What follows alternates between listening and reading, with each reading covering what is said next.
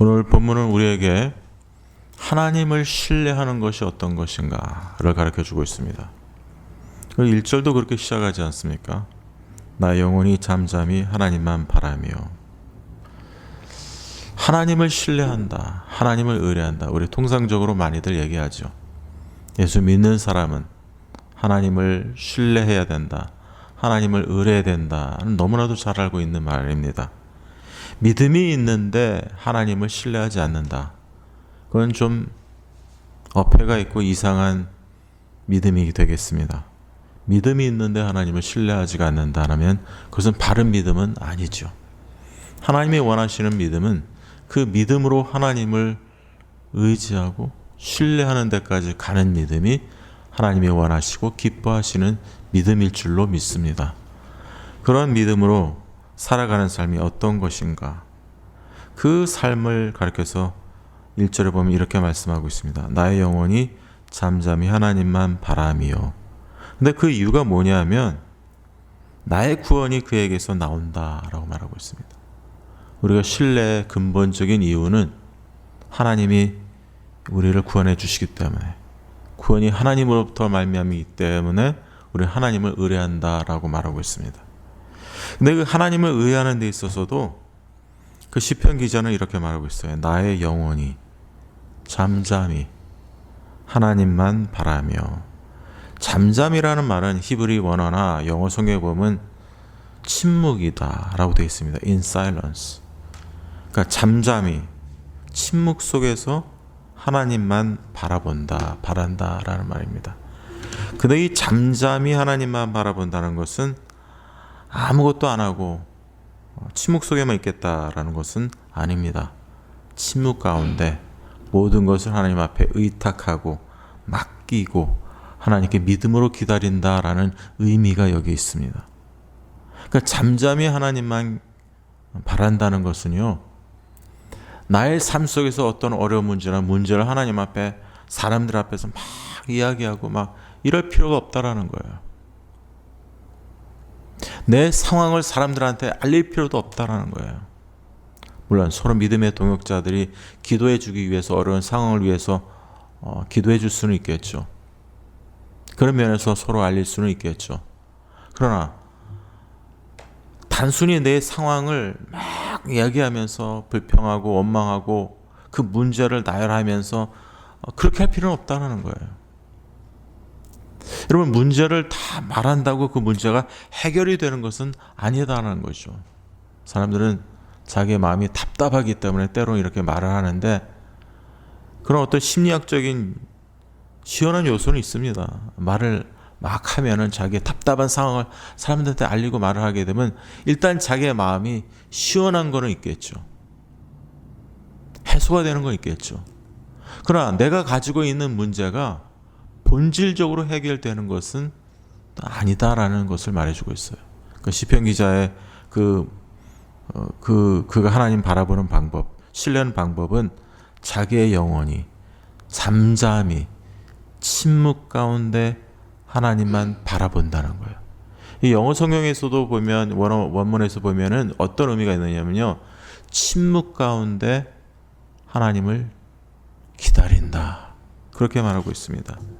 하나님을 침묵 가운데 wait in silence, 뭐 이런 식으로 되어 있어요. 침묵 안에서 하나님만을 기다린다.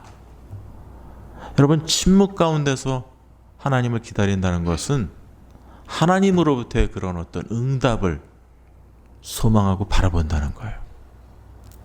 하나님께서 침묵 가운데 내가 잠잠히 기다릴 때 나의 답답한 사정을 아시는 그분께서 모든 것을 아시기에 하나님의 때에 하나님이 응답해 주신다는 그 믿음을 가지고 잠잠히 기다린다는 거예요.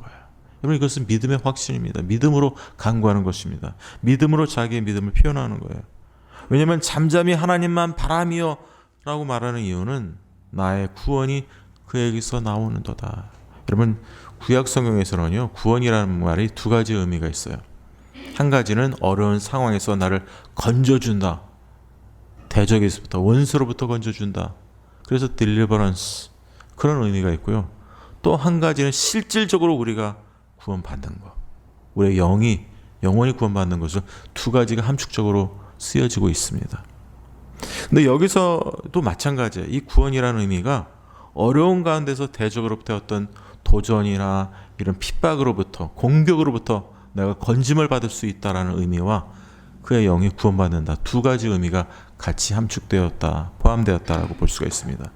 근데 이렇게 영원히 하나님만 바라보고 하나님을 의뢰하는 자, 그는 하나님에 대해서 이렇게 또한 고백합니다. 그 이유가 2절에 나옵니다. 오직 그만이 나의 반석이시요. 하나님만이 나의 반석이라고 합니다. 여러분, 반석은 흔들림이 없어요. 그죠? 그 나의 구원이시요. 나를 구원해 주시는 분, 어려운 그 상황에서 나를 건져 주시는 분이다. 이것을 고백하고 있는 거예요. 나의 요새시요. 요새도 산성과 같은 곳입니다. 아무도 거기는 침략할 수 없는 그런 요새, 산성 이런 것들을 말해주고 있어요. 영어로 fortress, stronghold, 반석, rock. 근데 그렇게 되면 하나님 그렇게 나의 반석과 요새이기 때문에 어떻게 돼요? 내가 흔들리지 않는다. shaken하지 않는다. 흔들리지 않는다는 거예요. 동요하지 않는다는 거예요. 그것이 그의 고백입니다. 그래서 하나님만 바라볼 수 있고 신뢰할 수 있다는 거죠. 근데 어떤 상황에서도 그러냐면은 3절에는 이런 말씀을 하고 있어요. 넘어지는 담과 흔들리는 울타리같이 사람을 죽이려고 너희가 일제히 공격하기를 언제까지 하느냐. 공격의 앞에서 대적자들이 공격하는 그 상황에서도 하나님만을 바라볼 수 있다는 거예요. 이게 가능한 얘기가 인간적으로 보면 가능한 얘기가 아닙니다. 넘어지는 담과 흔들리는 울타리 같이 사람을 죽이려고, 말이 좀 이상해요. 근데 이게 원어적인 면이나 히브리적인 면이나 이제 ESV나 NSV 영어 성경을 보면 그 의미가 어떠냐면요, 넘어지는 담과 흔들리는 울타리는 인생을 말하고 있어요. 대적자들을 말하고 있어요. 다윗을 죽이려고 쫓아오는 자들은 이미 넘어지는 담과 흔들리는 울타리 같은 존재들이다, 이 말입니다. 그래서 어떻게 해석이 되냐면 넘어지는 담과 흔들리는 울타리 같은 너희들이 사람을 죽이려고 너희가 일제히 공격하기를 언제까지 하려느냐, 이런 의미예요. 한국말에 그게 두드러지게 나타나지 않아서 그렇지만 이 다윗을 죽이려고 하는 사람들은, 그 악한 자들은 이미 넘어져 가고 있는 담이라는 거예요. 흔들리는 울타리 같은 그런 멸망으로 치닫고 있는 자들이라는 거예요. 그런데도 그들이 사람을 죽이려고, 누굴 죽이려고요? 다윗을 죽이려고 그런다는 거죠. 그리고 너에게 일제히 공격하기를 언제까지 하려느냐. 이런 공격 앞에서도 그는요, 하나님을 바라본다는 거예요. 침묵 가운데 잠잠히 하나님을 기다린다는 거죠. 여러분, 우리 성도님들도 그렇게 하나님을 잠잠히 바라보시길 바랍니다. 어려울 때, 좋을 때 다 바라볼 수 있으시죠? 우리 성도님 좋을 때 하나님 못 바라보는 사람이 어디 있겠어요? 좋지 않을 때, 어려울 때, 힘들 때, 답답하고 괴로울 때, 생각하지 못했던 일이 발생할 때, 여기서 보면은 공격을 받았다고 합니다. 대적들이 자기를 공격하려고 다윗이라고 합니다. 이것은 그 4절도 보세요. 그들이 그를 그 높은 자리에서 떨어뜨리기만 꾀하고. 누가 높은 자리에서 떨어뜨리려고 했습니까?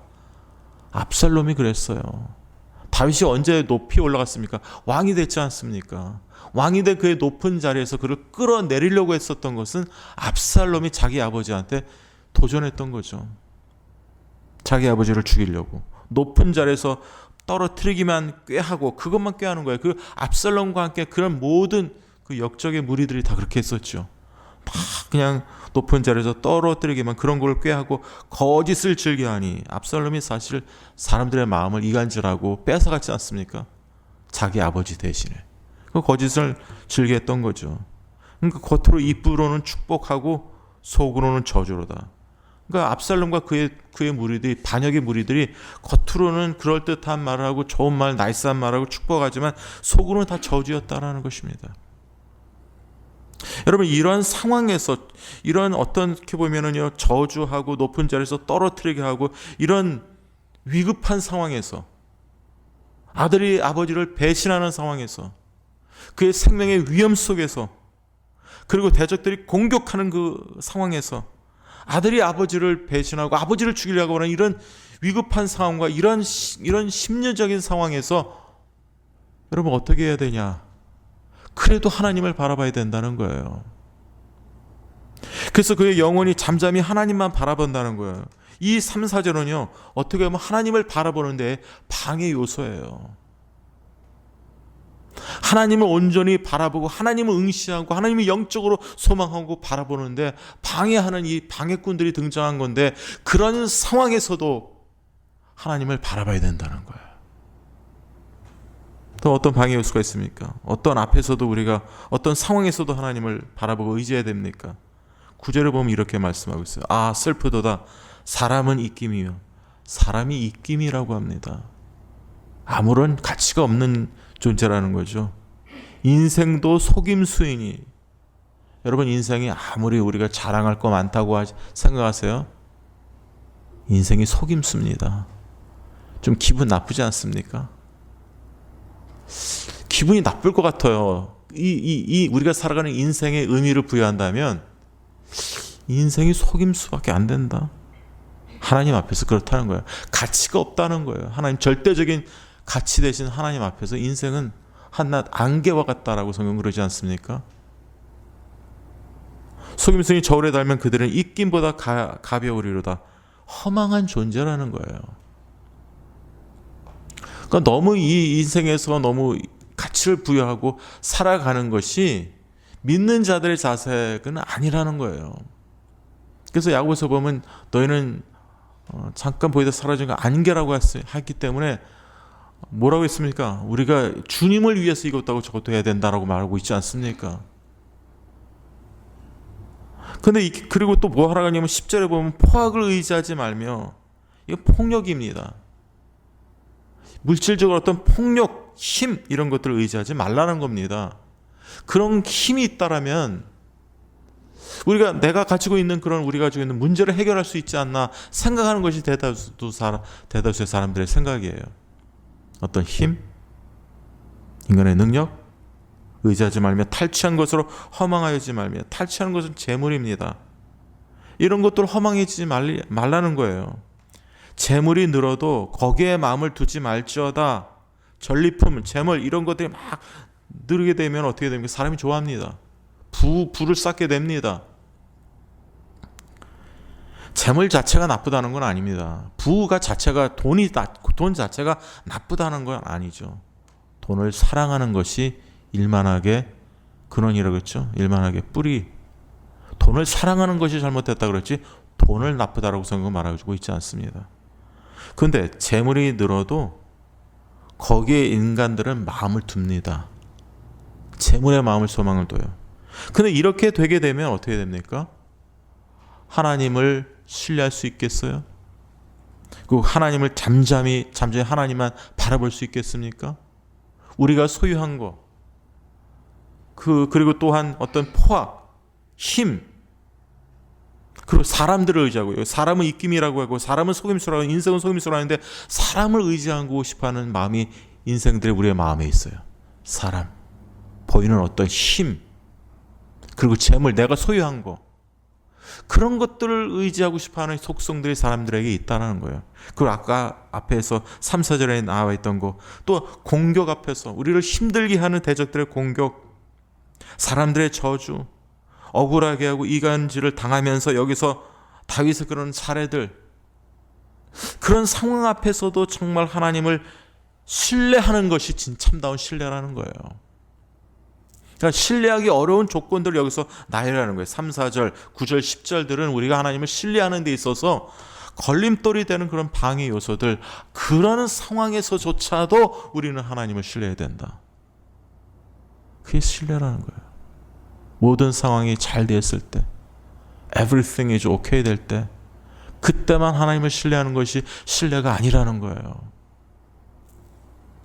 3, 4절 같은 것도 생명의 위험을 경험하게 되고, 생명의 위험 앞에서 사람들이 자기를 속이고, 아들이 자기를 속이고 저주하고 그리고 공격하고, 그리고 또 그러한 상황에서 보이는 것을 의지하는 것이 아니라 하나님을 의지하는 것이 참된 하나님을 의지하는 것이다 라는 것을 보여주고 있다는 것입니다. 여러분, 이런 어떤 걸림돌들 있어요. 여기서 보면 높은 자리에서 자기를 떨어뜨리려 하고 공격하고, 이런 상황에서 우리가 어떻게 하나님을 신뢰하고 의지해야 될까요? 5절은 그런 상황에서도 하나님만 바라봐야 된다라고 다시 한번 말씀합니다. 5절, 나의 영혼아 잠잠히 하나님만 바라라. 근데 이 1절과 5절은 조금 다릅니다. 1절은요 그냥 센텐스예요. 그냥 한 문장입니다. 평범한 문장입니다. 나의 영혼이 잠잠히 하나님만 바라며. 그냥 보통 센텐스, 보통 문장입니다. 근데 5절은 명령입니다. 나의 영혼아 잠잠히 하나님만 바라라. 왜 이런 명령어를 썼을까요? 그것도 자기한테.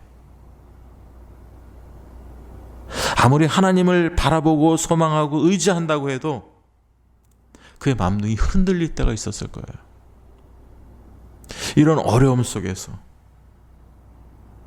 죽음 앞에서, 생명의 위기 가운데, 위급한 상황에서 공격을 받을 때, 그 자기 아들 압살롬이 자기를 죽이겠다고, 자기의 자리를 빼앗겠다고 쳐들어왔을 때 마음이 평온했을까요? 하나님을 제대로 바라볼 수 있었을까요? 그럴 때 다시 한번 하나님의 주시는 그 말씀을 붙들고 자기 자신한테 설교하고 있는 이 다윗의 모습을 우리가 보게 된다는 거예요. 하나님의 말씀으로 그 자신을 단련시키고 선포하는 거예요. 나의 영혼아, 다른 사람한테 말하는 게 아닙니다. 자기 스스로 자기를 타일르고 자기한테 이렇게 명령합니다. 나의 영혼아 잠잠히 하나님만 바라라. 명령하는 거예요, 자기 자신한테. 물론 나의 소망이 그로부터 나오는도다. 자, 1절하고 달라진 게 뭐냐면 명령문이고 하나님만 바라라고 한 다음에 나의 구원이 그에게서 나온다고 그랬는데 이제는 나의 소망이 그로부터 나온다라고 구원이 소망으로 바뀌었습니다. 그만큼 하나님이 자기를 건져줄 것을 확신한 믿음의 확신의 고백이라는 거예요. 여러분, 그의 생애를 보면요, 우리가 시편, 우리가 제가 지난번에도 한번 설교 말씀을 전한 적이 있습니다. 시편 3편이죠. 압살롬이 자기 아버지한테 도전했고 압살롬을 피할 때 지은 시라고 시편 3편에 나와 있는 시편에 뭐라고 되어 있냐면, 그가 이렇게 말합니다. 시편 3편 5절에 내가 누워 자고 깨었으니 여호와께서 나를 붙드심이로다. 천만인이 나를 애워싸 진친다 하여도 나는 두려워하지 아니하리이다. 전쟁터입니다. 전쟁터에서 누워 자고 깨었으니, 그리고 자기는 두려워하지 않는데요. 그 이유를 5절에 보면 내가 누워 자고 깨었으니 여호와께서 나를 붙드심이로다. 실질적인 상황에서 그가 두려워하지 않은 것이 아니라 하나님이 자기를 붙드셨다는 이 사실을 그는 확실히 믿었던 거예요. 그렇기 때문에 그는 두려워하지 않았던 것입니다. 여기서도 마찬가지죠. 이러한 자기의 생명이 위급한 이런 상황에서, 그리고 저주 그리고 거짓이 판치는 이런 상황에서, 이런 어떤 정말 어려운 그런 상황에서도 그는 그 자신에게 이렇게 담대하게 말합니다. 나의 영혼아 잠시 하나님만 바라라. 믿음의 명령어입니다. 믿음으로 자기 자신에게 이렇게 명령하는 것입니다. 믿음으로 자기 자신한테 설교하는 것입니다. 여러분, 이것은 자기 자신에 대해 하나님의 말씀으로 자기 자신을 격려하고 하나님의 말씀으로 자기한테 선포하는 거예요. 하나님의 붙드심을 잊지 말라고, 하나님을 바라보고 하나님을 신뢰하라는 거죠. 그래서 나의 영혼아 잠잠히 하나님만 바라라. 무릇 나의 소망이 그로부터 나오는도다. 하나님의 소망이 그로부터 나오기 때문에 나는 하나님만 바라본다라고, 이것은 확신과 믿음의 고백입니다.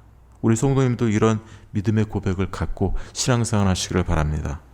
우리의 상황과 관계없이 잠잠히 침묵 가운데 하나님만 바라보며 하나님만 바라볼 수 있는 거, 그게 믿음이에요. 믿음은요, 우리로 하여금 어려운 상황에서도 믿음은 우리로 하여금 잠잠히 하나님을 소망하고 바라보게 한다는 거예요. 그게 믿음이 우리로 하여금 침묵 가운데서도 그의 응답을 잠잠히 기다리며 하나님을 소망하는 것, 그게 하나님 신뢰하는 겁니다. 그래서 그걸 고백하고 있어요. 그래서 그는 이렇게 말합니다. 자기가 흔들리지 않는데요. 6절에 보면 오직 그만이 나의 반석이요 나의 구원이시오 나의 요새의 신이 내가 흔들리지 아니하리로다. 이것 또한 그의 고백일 수 있습니다. 자기 자신한테 말일 수 있어요. 나는 내가 흔들리지 않는다. 왜냐하면 그만이 나의 반석이시오 나의 구원이시오 나의 요새시오. 이렇게 말합니다. 아까 2절 했던 것도 다시 반복하지 않습니까? 그러나 이것은 더 확신에 찬 믿음의 고백입니다. 단순한 반복이 아닙니다. 그렇기 때문에 7절에 보면은 3절과 7절, 이 히브리 문학이라는 거는요, 대칭 구조가 있어요. 이렇게 이게 대칭이 있습니다. 1절과 5절이 대칭되고 2절이 6절과 대칭이 됩니다. 근데 3절과 7절은 대칭이 되지 않아요. 넘어지는 담과 흔들리는 울타리 같이 상황이 안 좋습니다. 공격하기 언제까지 하느냐라고 했는데 7절의 믿음의 확신을 가진 자가 어떻게 말하고 했냐면 나의 구원과 영광이 하나님께 있으며, 이걸 믿은 거예요. 나의 구원과 영광이 하나님께 있으며, 아까는 그렇게 말 못했지 않습니까? 근데 자기의 구원이 뭡니까? 왕이었습니다. 그에게는 왕으로서의 영광이 있었는데 자기가 구원받고 이 상황에서 아들이 자기를 죽이려고 하는 이런 상황에서 건짐을 받고 자기의 영혼도 구원받고 하나님이 다시 자기의 자리를 회복시켜 주실 이 영광을 자기가 믿는다는 거예요. 근데 그 모든 영광이 하나님께 달려 있습니다. 이걸 고백하는 거예요. 전적으로 하나님께 의탁합니다. 하나님께 있습니다. 하나님이 아시지 않습니까? 이걸 말하는 거예요. 하나님께 있습니다. 내 힘의 반석과 피난처도 하나님께 있도다. 하나님이 그 주권의 모든 것을 맡기고 하나님께 모든 것이 속한 것이니까 하나님께서 또한 주실 것도 믿는다는 거예요. 그럼 구원과 영광도 주실 것을 믿는다는 거예요. 그것을 믿고 있는 거예요. 모든 것이 하나님으로부터 나오는 것을 믿는 것이죠. 여러분, 이것이 자기 스스로에게 명령하고 자기 스스로에게 설교하고 하나님의 말씀을 선포하며 나가는 하나님을 의지하는 자의 모습이에요. 근데 하나님을 의지하고 하나님을 바라보는 자의 그 신실하신 모습을 이제 어떻게 해야 되느냐를 8절에 보면 구체적으로 말해주고 있어요.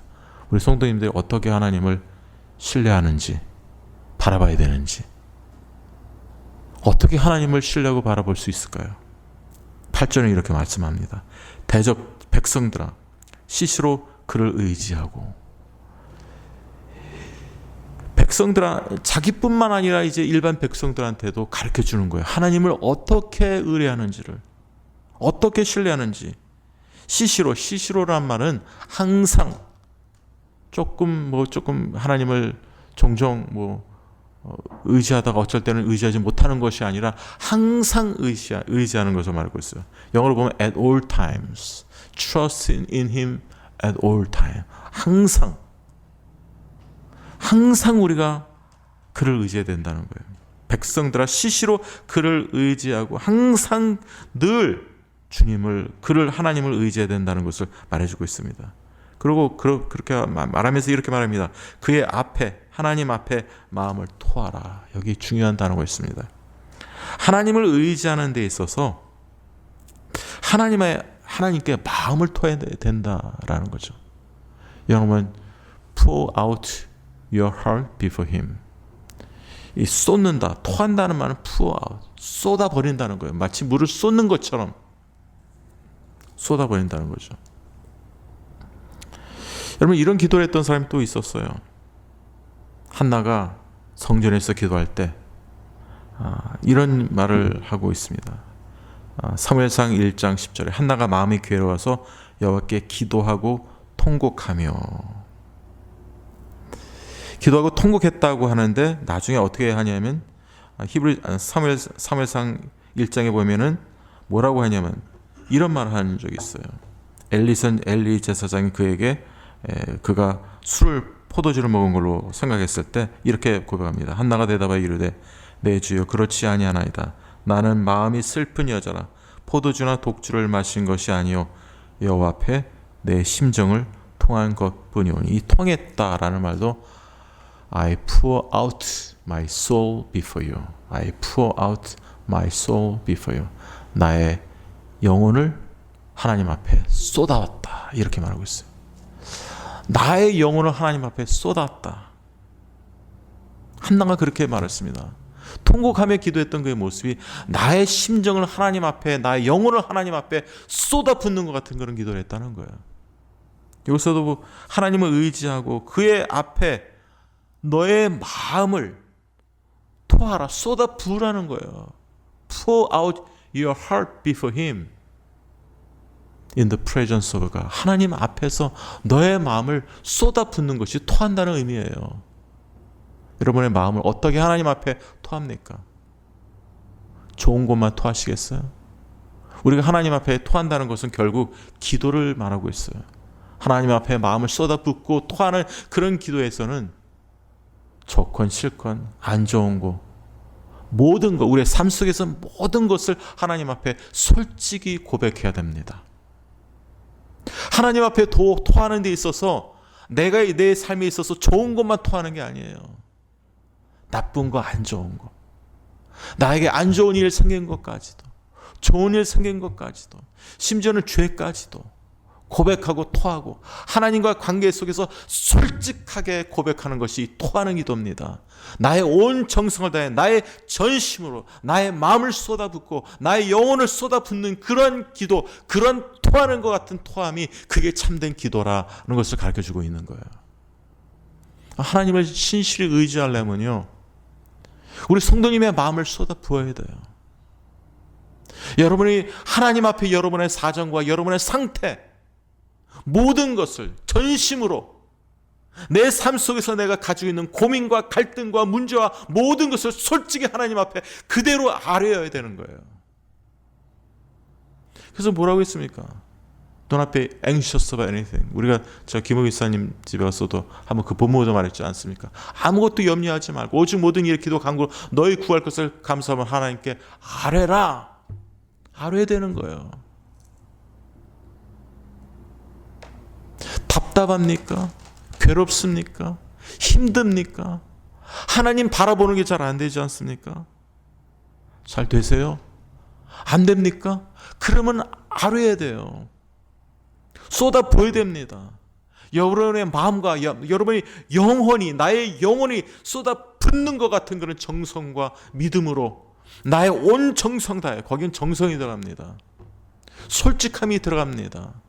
고백이 필요합니다. 나의 죄된 고백이 필요합니다. sincerity, honesty 이런 것들을 동원해서 정말 주님 사랑하는 마음으로 믿음으로 하나님 앞에 여러분의 마음, 여러분의 정성, 여러분의 영혼을 쏟아부으시기를 바랍니다. 그게 하나님을 신뢰하는, 의지하는 자, 하나님을 바라보는 자의 자세예요. 하나님을 바라본다는 것이 그냥 하나님 바라봅니다 라고 한다고 하나님 바라봐지는 게 아니에요. 입으로 내가 하나님 바라봅니다. 오늘 하나님 오늘도 제가 하나님 바라봅니다 라고 말한다고 해서 하나님 바라봐지는 게 아니에요. 이런 여러분의 정성, 여러분의 마음, 영이 쏟아붓는 것 같은 그런 간절함의 기도, 솔직한 기도, 정성의 기도, 열과 성을 다하는 그러한 전적인 하나님 앞에서 울부짖고 애통해하는 그런 진정한 기도가 있을 때 그 기도를 통해서 하나님을 바라보고 하나님을 신뢰할 수 있게 된다는 거예요. 그래서 여기서 뭐라고 합니까? 백성들아 스스로 그를 의지하고 그 앞에 마음을 토하라. 의지할 수 있는 방법을 제시하고 있는 거예요. 앞에 다 나왔습니다. 이런 상황에서도 잠잠히 하나님만 바라보러 명령하고 있으면서도 자기를 타일고 자기에게 자기 자신에게 설교하고 말씀으로 자기 자신을 북돋고 격려하며 하나님만 바라보려고 하면서도 그런 잊지 않는 것이, 그리고 하나님은 나의 반석이라는 것, 하나님이 어떤 하나님이라는 것을 그 자신에게 기억시키는 거예요. 하나님 나의 반석, 하나님이 요새, 그러면 내가 흔들리지 않는다. 이게 굉장히 중요해요. 하나님이 어떠한 하나님이라는 것을 우리가 깨닫고 믿는다는 거.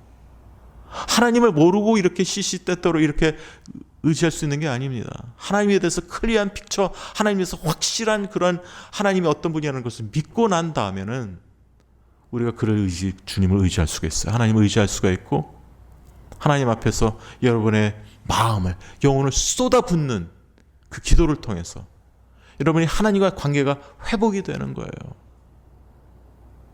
하나님과 첫사랑의 관계가 회복이 되고, 기쁨이 회복이 되고, 은혜가 회복이 되고, 하나님을 바라볼 수가 있다는 거예요. 그러니까 어떻게 보면 이런 하나님과의 그런 하나님을 의지할 수 있는 것은 환경이 문제가 아니라는 거예요. 심지어는 자기를 죽이려고 하고, 아들이 자기를 죽이려고 하는, 생각해 보세요. 우리 성도님, 제가 예전에 이 본문, 비슷한 본문 시편 3편 할 때 또 말씀드렸지 않습니까? 여러분의 아들, 딸이 여러분을 죽이려고 쫓아온다고 생각하시면 어떻겠냐는 거예요. 그런 일은 없겠지만 만약에 가정에 본다면 얼마나 솔직히 자기 마음이 기구하겠어요.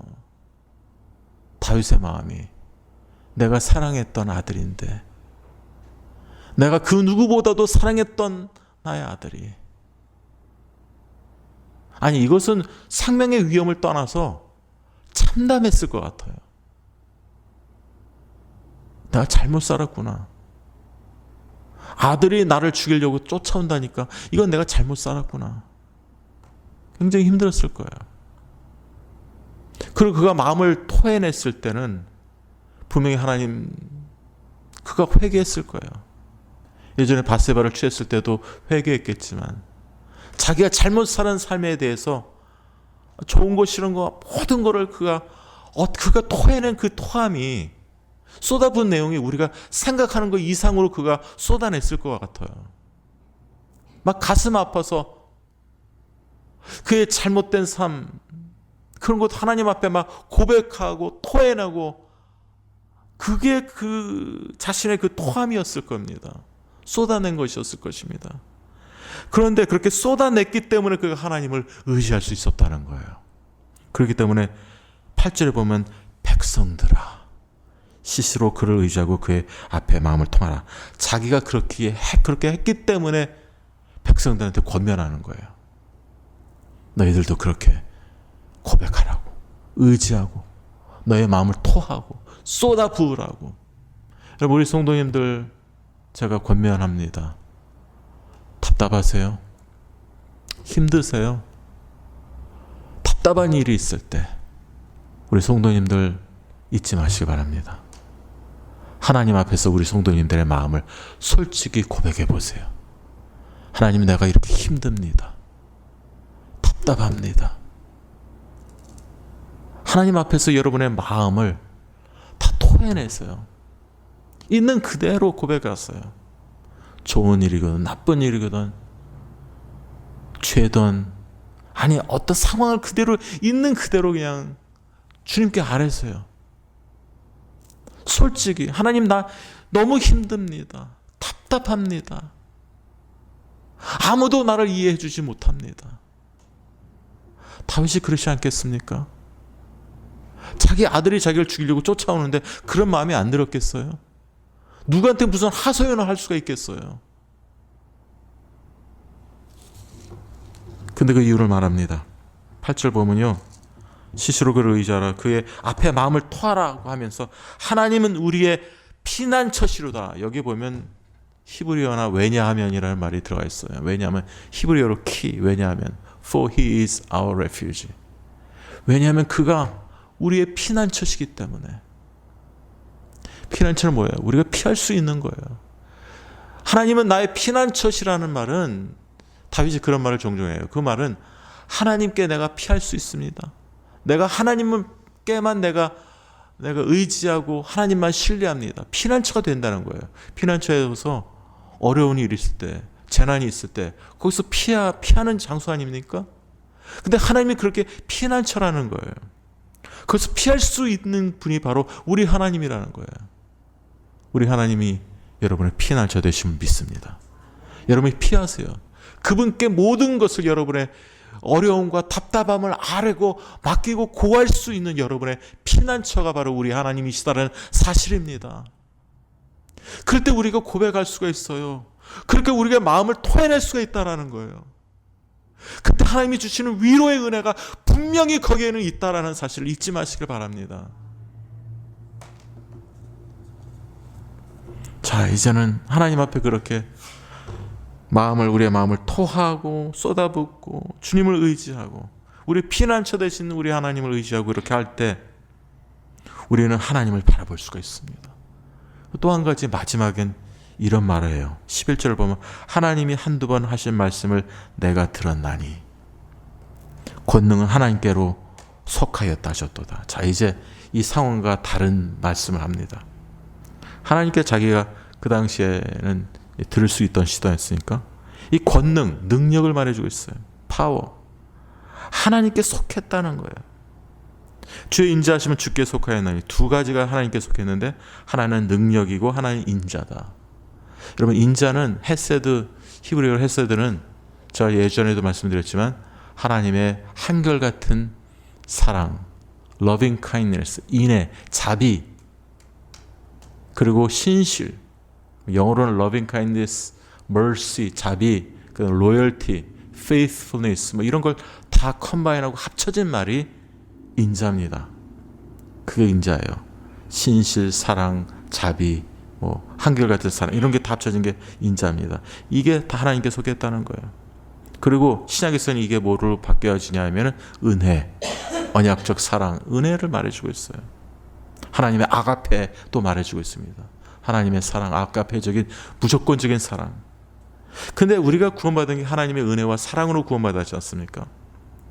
그러니까 앞에서는 나의 영혼이 잠잠히 하나님만 바라보며 나의 구원이 그에게서 나온다고 하는데 바라봄을 통해서 바라보는 이유는 구원이 그로부터 나온다고 하지만 여기서는 바라봄 이전에 하나님이 우리의 능력이 되시기 때문에 그 능력이 하나님께 속했기 때문에 그 능력과 인자로 인해서 우리가 구원받게 되었다라는 거예요. 우리가 바라봤기 때문에 그런 건 아니에요. 그것은 우리가 구원받았기 때문에 인자로 인해서 구원받았기 때문에 우리가 하나님을 바라볼 수 있게 됐다는 거예요. 그러니까 전후 관계를 설명해 주고 있는 거예요. 바라봄이 의미가 없다는 말이 아니에요. 우리는 바라봐야 돼요. 의지하고 우리의 마음을 쏟아부어야 돼요. 그러나 그 이전에 하나님의 능력과 인자로 우리를 구원해 주셨기 때문에 그분께 속한 인자와 능력으로 우리를 구원해 주셨기 때문에 우리가 하나님을 바라볼 수 있고 의지할 수 있다라는 사실입니다. 여러분, 그 인자, 여기 마지막 절 보세요. 주여 인자하시면 주께 속하였으니 주께서 각 사람이 행한 대로 갚으십니다. 하나님 어떤 하나님이세요? 각자의 각 사람 행한 대로 공의 하나님이세요.